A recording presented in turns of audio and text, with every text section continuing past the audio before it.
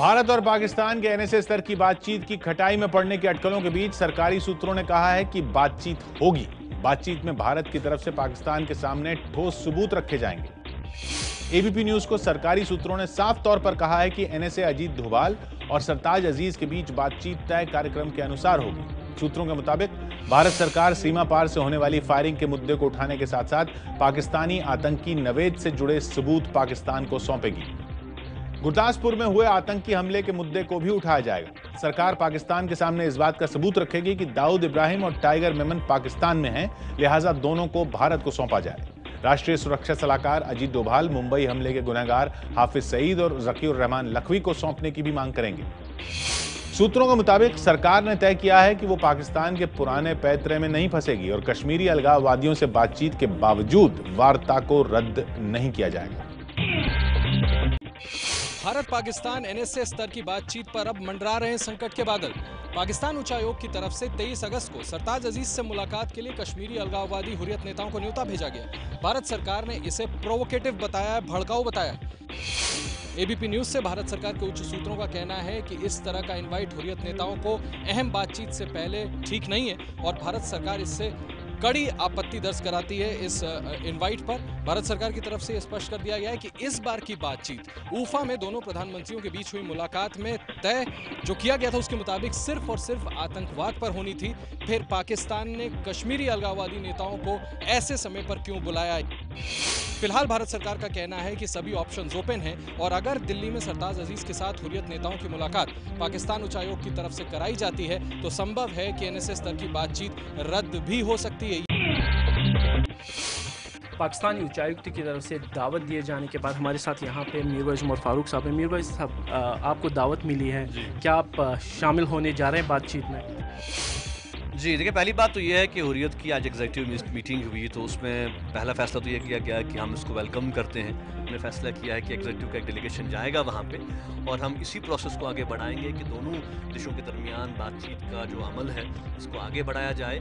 2 महीनों में देखें तो आप दूसरी बार है पाकिस्तानी हाई कमीशन जाके मिल रहे हैं, तो क्या आप नई दिल्ली के साथ भी इस तरीके की बातचीत करेंगे? जाहिर सी बात है, जब कोई आपको बुलाएगा तभी तो आप जाएंगे। अब बिल बुलाए मेहमान तो हम नहीं बनना चाहते। गवर्नमेंट ऑफ इंडिया की तरफ से आपको दावत आती है, बातचीत के लिए तैयार है? देखिए, हुर्रियत कॉन्फ्रेंस तो हमेशा बातचीत के लिए तैयार है, कश्मीर की समस्या के समाधान के लिए। पाकिस्तान के उच्चायुक्त की तरफ से अलगाववादियों को बातचीत का न्योता दिए जाने पर कांग्रेस ने तीखी प्रतिक्रिया व्यक्त की है। कांग्रेस का कहना है भारत और पाकिस्तान के राष्ट्रीय सुरक्षा सलाहकारों के बीच होने वाली बातचीत को रद्द कर दिया जाना चाहिए। बासित साहब ने हुर्रियत को फिर दावत दी है कि आइए सरताज अजीज साहब की मेहमान नवाजी में शामिल होइए। तो आप मोदी साहब, आप क्या करेंगे? पिछली बार बासित साहब ने दावत दी थी तो आपने विदेश सचिव स्तर की बातचीत को रद्द कर दिया था और अब जब हुर्रियत सरताज अजीज से मिलेगी तो आपकी सरकार किस तरह की दिखेगी? नेशनल सिक्योरिटी एडवाइजर स्तर की जो बातचीत है इसको तुरंत रद्द करने की जरूरत है। भारत और पाकिस्तान के राष्ट्रीय सुरक्षा सलाहकारों के बीच 23 और 24 अगस्त को दिल्ली में बातचीत होना तय है। इससे पहले पिछले साल विदेश सचिव स्तर की बातचीत होनी थी, लेकिन तब भी पाकिस्तान के उच्चायुक्त ने कश्मीर के अलगाववादियों को बातचीत के लिए बुलाया था और उसके बाद विदेश सचिव की बातचीत रद्द कर दी गई थी। जम्मू कश्मीर में आतंकी हमलों के पीछे पाकिस्तान की खुफिया एजेंसी आईएसआई का सीधा हाथ होने के सबूत मिले हैं। जिंदा पकड़े गए आतंकी नावेद से पूछताछ के दौरान नावेद ने साइको एनालिसिस टेस्ट के दौरान ये खुलासा किया कि सवाई नाला के ट्रेनिंग कैंप में हाफिज सईद के अलावा आईएसआई के बड़े अधिकारी भी आया करते थे। नावेद ने इस बात की पुष्टि की है कि पाकिस्तान सेना के कर्नल रैंक के अधिकारी और 2 मेजर रैंक के अधिकारी जो कि आईएसआई से जुड़े हुए हैं वो लगातार ट्रेनिंग कैंप में आते रहे थे और हथियारों की ट्रेनिंग किस तरीके से हो उस पर नजर रखे हुए थे। लश्कर के कमांडरों को बाकायदा ये निर्देश दिया गया था कि ट्रेनिंग इस तरीके की होनी चाहिए ताकि फिदाइन हमले में ज्यादा से ज्यादा भारत में सुरक्षा बलों को नुकसान पहुंचाया जा सके। नावेद ने जिस तरीके से ये खुलासा किया है, इसने आईएसआई को कटघरे में खड़ा करने के लिए भारत को एक बड़ा सबूत दिया है।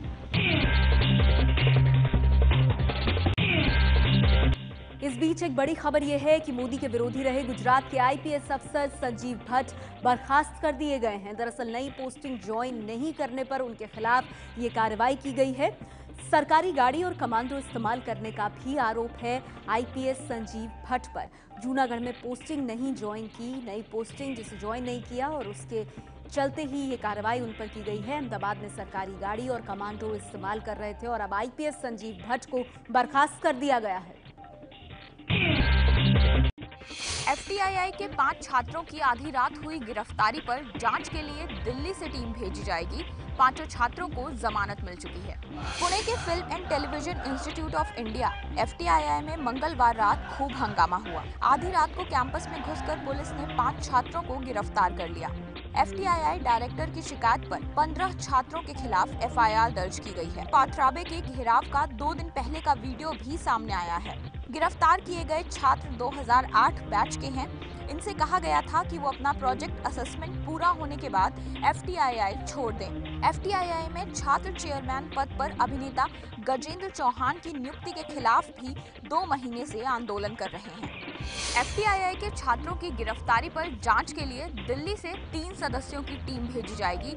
ये टीम 2 दिन में अपनी रिपोर्ट सरकार को सौंपेगी। हम क्या एक लोकतांत्रिक देश में रह रहे हैं, क्या तानाशाही में रह रहे हैं? जो ये नहीं समझते कि सरकार ने जिसकी चेयरपर्सन के लिए नियुक्ति की है वो उस पद के काबिल है, अपनी आवाज बुलंद करते हैं और आप 1:15 बजे रात को जाकर उनको गिरफ्तार करते हैं। एफटीआईआई के छात्रों पर पुलिसिया कार्रवाई के बाद दिल्ली के सीएम अरविंद केजरीवाल ने दिया छात्रों को ऑफर। संस्थान की क्लासेस चलाने के लिए दिल्ली में जगह देने को तैयार हैं दिल्ली के सीएम। दिल्ली के सीएम अरविंद केजरीवाल ने ट्विटर पर लिखा है, एफटीआईआई में जो हो रहा है उसे लेकर मैं चिंतित हूँ। अंतर्राष्ट्रीय स्तर की एक संस्था को सरकार के गलत फैसलों से धीरे धीरे खत्म किया जा रहा है। एफटीआईआई के छात्रों के लिए मेरे पास एक ऑफर है। दिल्ली सरकार अस्थायी तौर पर जगह का इंतजाम कर सकती है। जब तक केंद्र सरकार नहीं मानती है तब तक यहाँ क्लास चल सकती है। आखिरकार अगर केंद्र सरकार राजी नहीं होती है तो फिर हम इस अस्थायी जगह को स्थायी जगह बना देंगे और छात्र यहाँ पढ़ाई जारी रख सकते हैं। शिक्षा मंत्री स्मृति ईरानी ने कहा है कि 10वीं बोर्ड परीक्षा पर अभी फैसला नहीं, शिक्षा का दायरा बढ़ाने पर भी फैसला नहीं हुआ है। आज दिन में खबर आई थी कि सीबीएसई यानी central board of secondary education जल्द ही 10वीं क्लास में बोर्ड परीक्षा की वापसी कर सकता है और इस बारे में नियमों में बदलाव पर गंभीरता से विचार हो रहा है। लेकिन केंद्रीय शिक्षा मंत्री स्मृति ईरानी ने अब यह साफ कर दिया है कि सरकार ने 10वीं बोर्ड परीक्षा पर कोई आखिरी फैसला नहीं लिया है। इसके अलावा क्लास 1 से 8 तक के छात्रों को क्लास में फेल करने या न करने पर भी फैसला सरकार 1 महीने बाद लेगी। हालांकि शिक्षा मंत्री की अगुवाई में central advisory board of education की आज की बैठक में नई शिक्षा नीति पर सहमति बन गई है। 30 करोड़ का जुर्माना देकर छूटेंगे दिल्ली के उपहार कांड के दोषी अंसल बंधु। 1997 में सिनेमा हॉल में आग से गई थी 59 लोगों की जान। दक्षिण दिल्ली के चर्चित उपहार सिनेमा अग्निकांड में सुप्रीम कोर्ट ने सुशील और गोपाल अंसल को जेल से बड़ी राहत दे दी है। कोर्ट ने अपने फैसले में कहा है कि अंसल बंधुओं को जेल नहीं होगी, लेकिन 3 महीने के अंदर उन्हें 30 करोड़ यानी कुल 60 करोड़ रुपए जुर्माना भरना होगा। कोर्ट ने आदेश दिया है कि पैसा दिल्ली सरकार के पास जमा किया जाए और इससे भलाई के काम हो। दिल्ली की निचली अदालत ने अंसल बंधुओं को लापरवाही के मामले में 2-2 साल की सजा सुनाई थी, जिसे हाईकोर्ट ने लंबी सुनवाई के बाद 1-1 साल की सजा में तब्दील कर दिया था। पिछले साल सुप्रीम कोर्ट के 2 जजों का फैसला इस पर अलग अलग रहा, जिसके बाद सजा की मियाद को लेकर मामला 3 जजों की बेंच को भेजा गया था। अंसल बंधु सुशील और गोपाल अंसल करीब 5 महीने की सजा काट चुके हैं। अब दोनों 60 करोड़ का जुर्माना भरकर बाकी सजा से बच जाएंगे। उपहार कांड का दोषी सुशील अंसल करीब 5.5 महीनों से और गोपाल अंसल करीब 4.5 महीने से जेल में है। तो 30 करोड़ का जुर्माना देकर छूट जाएंगे अंसल बंधु। आगे बढ़ते हैं, बात करेंगे नीतीश कुमार की, जिन्होंने दिल्ली में केजरीवाल के मंच से एक बार फिर प्रधानमंत्री मोदी पर निशाना साधा।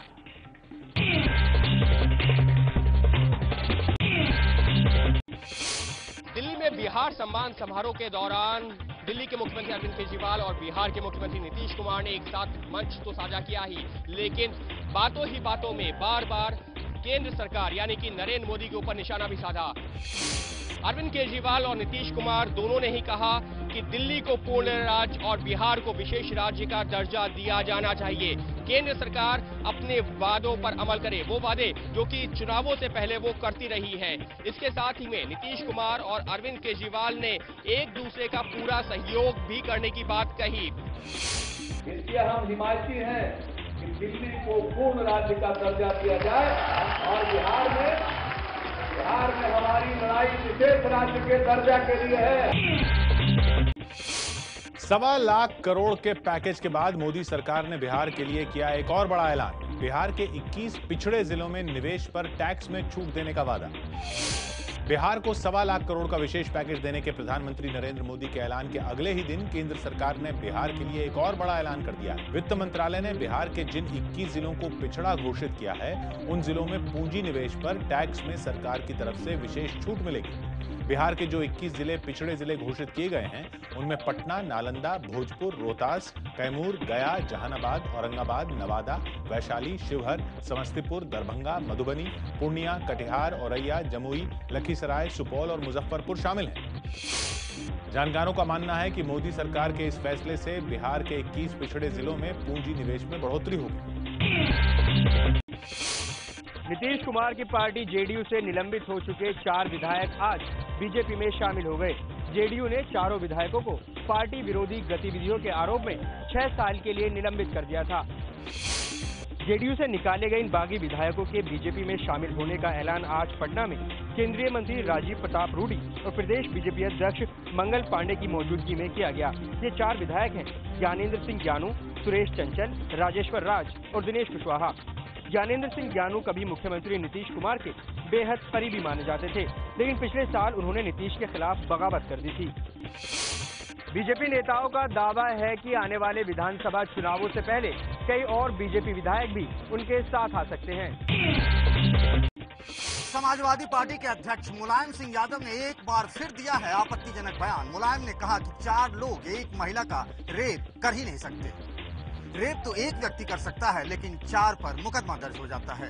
किया और 4 को ना बता दी, अब 4 को रेप कर दिया, क्या ये ऐसा हो सकता है? क्या ऐसा प्रैक्टिकल भी नहीं है। अब ये कह दिया होगा मुझे खिला था, परिवार में 4 भाई 4 भाई को दिया। मुलायम ने रेप पर आपत्तिजनक बयान पहली बार नहीं दिया है। इससे पहले भी वो बलात्कार के बारे में कह चुके हैं कि कभी कभार लड़कों से गलतियां हो जाती तो क्या उन्हें इसके लिए फांसी पर लटका दें। पूर्व टेलीकॉम मिनिस्टर ए राजा एक और नई मुश्किल में फंस गए हैं।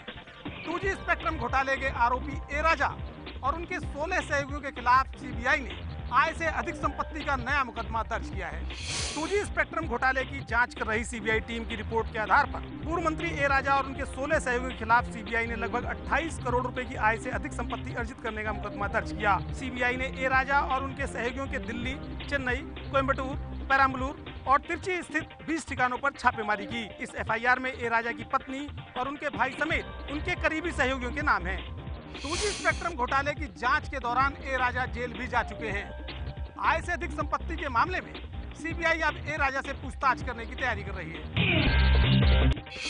रिजर्व बैंक ने 11 पेमेंट बैंक को मंजूरी दे दी है। इसका मतलब ये हुआ कि बचत खातों में पड़ा आपका पैसा अब ज्यादा ब्याज कमा सकता है, साथ ही बिल वगैरह की टाइम पर पेमेंट के अलावा नियमित खर्चों के काम भी आ सकता है। बिल का पेमेंट हो या गांव देहात में पैसा पहुंचाना हो, वो सब पेमेंट बैंक से हो सकता है, जैसे वोडाफोन और एयरटेल जैसी कंपनियां कर रही हैं। हाँ, बस यूं समझ लीजिए, बैंक की बजाय उन कंपनियों के पेमेंट बैंक में खाता शुरू हो जाएगा। अभी जो वोडाफोन एम-पैसा सुविधा वाला वॉलेट है, वो पेमेंट बैंक का खाता बन जाएगा। पेटीएम के विजय शेखर शर्मा को भी लाइसेंस मिलेगा। Reliance industries, Aditya Birla, nouveau, NSDL, डाक विभाग, फिनोपेटेक, टेक महिंद्रा, चोलामंडलम और सन फार्मा के दिलीप शांघवी को पेमेंट बैंक खोलने की मंजूरी मिली है। पेमेंट बैंक यानी ऐसे बैंक जो आपको कर्ज नहीं दे सकते, आप यहाँ सिर्फ पैसे जमा कर सकते हैं, वो भी सिर्फ 1 लाख तक। राष्ट्रपति प्रणब मुखर्जी की पत्नी के अंतिम संस्कार में शामिल हुए प्रधानमंत्री नरेंद्र मोदी। बांग्लादेश की प्रधानमंत्री शेख हसीना भी हुई शामिल। राष्ट्रपति प्रणब मुखर्जी की पत्नी सुब्रा मुखर्जी का आज दिल्ली के लोधी शवदाह में अंतिम संस्कार किया गया। अंतिम संस्कार में प्रधानमंत्री नरेंद्र मोदी के अलावा बांग्लादेश की प्रधानमंत्री शेख हसीना भी शामिल हुई। उनके अलावा उपराष्ट्रपति हामिद अंसारी, कांग्रेस अध्यक्ष सोनिया गांधी और विदेश मंत्री सुषमा स्वराज ने भी अंतिम संस्कार में शामिल होकर दिवंगत आत्मा को श्रद्धांजलि दी। राष्ट्रपति प्रणब मुखर्जी की पत्नी का जन्म 1940 में जेसोर में हुआ था, जो अब बांग्लादेश में है। बांग्लादेश के विभाजन के वक्त उनके माता पिता भारत आ गए थे। मुंबई के गांधीवली पुलिस स्टेशन में हाजिरी लगाने पहुंची स्वघोषित धर्मगुरु राधे मां से फिर पूछताछ हुई। राधे मां पर दहेज उत्पीड़न का आरोप है। विवादित धर्मगुरु राधे मां गांधीवली पुलिस स्टेशन में करीब 20 मिनट तक मौजूद रहीं। इस दौरान पुलिस ने सवालों की बौछार करते हुए पूछा कि एक शख्स है जिसका नाम पीड़िता ने कई बार अपने बयान में लिया है। डैडी कौन है? ये डैडी और इससे आपका क्या रिश्ता है? ये डैडी आप कहाँ हैं? पंजाब में घर कहाँ है? आपने पीड़िता या उसके परिवार से पैसे की कोई मांग की थी? आप पीड़िता निकी गुप्ता या उसके परिवार से नाराज क्यों थे? दहेज उत्पीड़न के आरोप में घिरी राधे मां को पुलिस ने 2 हफ्ते तक हर बुधवार को पुलिस स्टेशन में हाजिरी लगाने के लिए कहा था। विवादित राधे मां के बारे में ट्वीट को लेकर सोनू निगम पर एक और शिकायत दर्ज। सोनू निगम पर धार्मिक भावनाओं को चोट पहुंचाने का आरोप। मुंबई के समता नगर और साकीनाका में सोनू निगम के खिलाफ शिकायत दर्ज होने के बाद मुंबई पुलिस को सोनू निगम के खिलाफ एक और शिकायत मिली है। शिकायत करने वालों ने सोनू निगम पर धार्मिक भावनाओं को चोट पहुंचाने का आरोप लगाते हुए एफआईआर दर्ज करने की मांग की है। आरोप लगाने वालों का कहना है कि सोनू निगम ने राधे मां की तुलना काली मां से करके उनकी धार्मिक भावनाओं को ठेस पहुंचाई है। सोनू निगम ने अपने ट्वीट पर सफाई देते हुए एबीपी न्यूज से कहा है कि वो राधे मां के समर्थक नहीं है, न ही वो किसी धार्मिक भावनाओं को आहत पहुंचाना चाहते थे। उनका कहना सिर्फ इतना था कि किसी भी महिला का चरित्र उनके कपड़ों से तय नहीं किया जा सकता। मुंबई के गेटवे ऑफ इंडिया पर अमेरिकी महिला के साथ बदसलूकी के आरोपी गोपाल वाल्मीकि को गिरफ्तारी के बाद मिली जमानत। अमेरिकी महिला से बदसलूकी की घटना सोमवार की है। जब वो गेटवे ऑफ इंडिया पर मॉर्निंग वॉक के लिए निकली थी, तभी गोपाल ने महिला से बदसलूकी की। महिला ने गोपाल को पकड़ने की कोशिश की, लेकिन वो वहां से फरार हो गया। लेकिन महिला ने उसकी फोटो खींच ली और ट्विटर पर पोस्ट कर दी, जिसके बाद पुलिस हरकत में आई और आरोपी गोपाल को गिरफ्तार किया गया। गोपाल के खिलाफ महिला के आत्मसम्मान को ठेस पहुंचाने का केस दर्ज किया गया था। यूपी के अमरोहा के बीजेपी सांसद कंवर सिंह तंवर के बेटे और उनके बिजनेस पार्टनर ने मुंबई में दर्ज कराई लूटे जाने की शिकायत। अखबारों में छपी खबरों के मुताबिक लूटपाट की घटना बीजेपी सांसद कंवर सिंह तंवर के बेटे मेहर सिंह तंवर और उनके एक एनआरआई दोस्त के साथ हुई है, जिसकी शिकायत मेहर सिंह तंवर ने दर्ज कराई है। पुलिस के मुताबिक मेहर सिंह और उनके दोस्त ने मुंबई के एक 5 स्टार होटल के कमरे में देर रात एक महिला एस्कॉर्ट बुलाई थी। एस्कॉर्ट सर्विस वालों ने उनसे ये कहा कि वो होटल के बाहर आकर महिला से मिलें और पेमेंट भी कर दें। आरोप है कि मेहर सिंह तंवर और उनके दोस्त जब होटल के बाहर पहुंचे तो महिला एस्कॉर्ट के साथ आए 4 गुंडों ने चाकू दिखाकर उनकी करीब 1.5 लाख रुपए की कीमती चीजें लूट ली। मुंबई पुलिस होटल के सीसीटीवी कैमरे की मदद से आरोपियों की तलाश में जुटी है। यूपी के गाजियाबाद में बेखौफ बदमाश छेड़छाड़ का विरोध करने पे युवती को गोली मारकर किया घायल। गाजियाबाद के लोनी इलाके में ये वारदात बीती रात करीब 8:30 बजे हुई। पीड़ित युवती को गोली उस वक्त मारी गई जब उसने घर लौटते वक्त अपने साथ हो रही छेड़खानी का विरोध किया। चारों हमलावर 2 मोटरसाइकिलों पर सवार थे। सीधा कमेंट्स बात करने लग गए। मैंने उसको बोला मैंने तमीज से बात कर ले, फिर उन्होंने धक्का दे दिया मुझे। धक्का देने के बाद उन्होंने मुझसे कहा बेल्ट निकाल के और कहने लगा जो भी आएगा ना रोड पे वही पिटेगा। कमर में गोली लगने से 23 साल की घायल युवती को दिल्ली के जीटीबी अस्पताल में भर्ती कराया गया है, लेकिन बेखौफ बदमाश अभी भी पुलिस की गिरफ्त से बाहर है।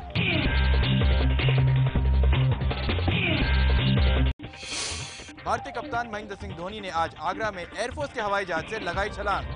इंडियन एयरफोर्स धोनी को पैरा जंपिंग की दे रहा है ट्रेनिंग। ये तस्वीर क्रिकेट कप्तान और एयरफोर्स के मानद लेफ्टिनेंट कर्नल महेंद्र सिंह धोनी की है। धोनी ने हवाई छलांग मलपुरा ड्रॉपिंग जोन के मैदान आगरा में बुधवार सुबह करीब 7 बजे लगाई। करीब 1250 फुट की ऊंचाई से धोनी हवाई जहाज से कूदे और पैराशूट के सहारे धीरे धीरे नीचे आ गए। धोनी जमीन पर उतरे और इस काले शीशे वाली गाड़ी में सवार होकर चले गए। एयरफोर्स एरिया में धोनी को हवाई जहाज से छलांग लगाने की ट्रेनिंग दी जा रही है। 15 दिनों की ये ट्रेनिंग अंतिम पड़ाव पर है। भारत और श्रीलंका के बीच दूसरा टेस्ट गुरुवार से खेला जाएगा। पहला टेस्ट हार चुकी टीम इंडिया के सामने चुनौती है टेस्ट जीतकर सीरीज में बराबरी की। कोलंबो में ये तैयारी जीत की है, तैयारी वापसी की। पहले टेस्ट में हार को भुलाकर टीम इंडिया ने पिछले 2 दिन अपनी गलतियों को सुधारने में लगाए, नेट्स पर खूब पसीना बहाया। भारत के लिए बुरी खबर यह है कि पहले मैच में शतक लगाने वाले शिखर धवन हाथ में लगी चोट की वजह से सीरीज से बाहर हो गए हैं। हालांकि दूसरे ओपनर मुरली विजय चोट के बाद वापसी कर सकते हैं। विजय ने नेट्स में बल्लेबाजी भी की। कोलंबो में श्रीलंका की टीम भी जीत के लिए बेताब है। इसकी वजह भी खास है। टीम संगकारा को जीत के साथ विदाई देना चाहती है। कोलंबो में संगकारा के करियर का आखिरी टेस्ट है।